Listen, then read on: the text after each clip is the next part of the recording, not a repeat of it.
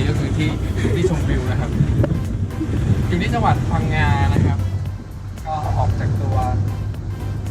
ภูเก็ตจากเมืองภูเก็ตนะครับประมาณ1 ชั่วโมงครึ่งนะครับถ้ามาจากสนามบินประมาณ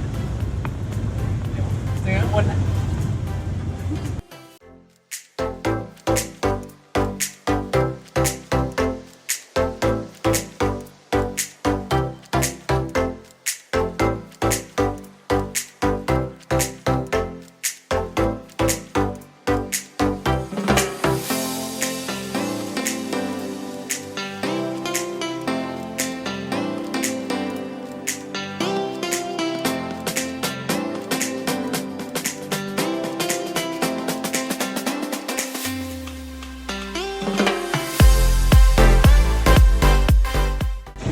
ถึงแล้วครับอยู่ตรงนี้เอง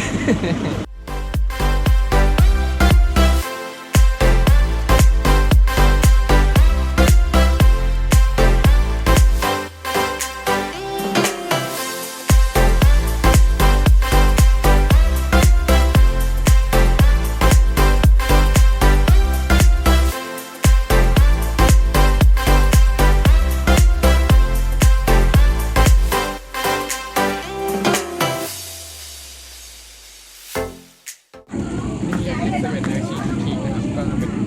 ร้านอาหารนะครับก็กางเต็นท์ได้ด้วย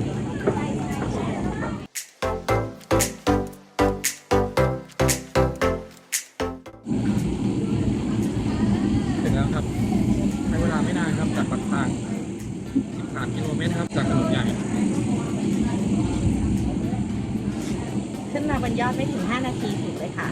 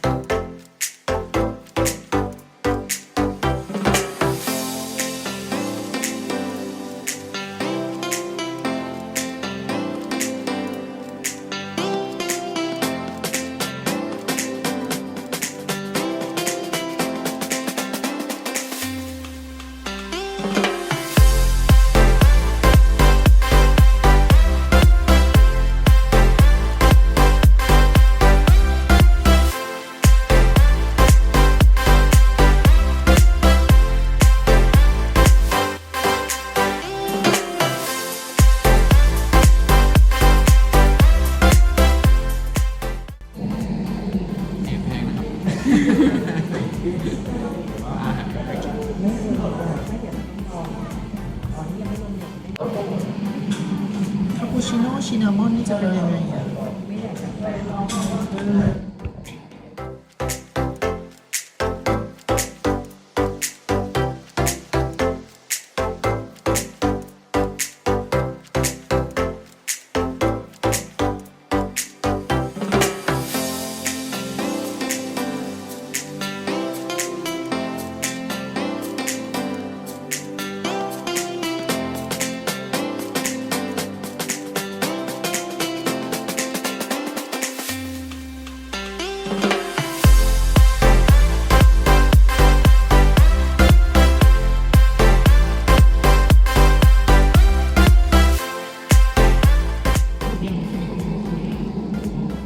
ยำเสม็ดน้ำชีครับเกาหลี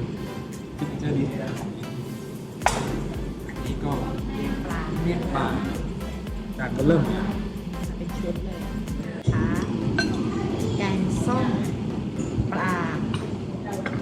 ยอดมะพร้าว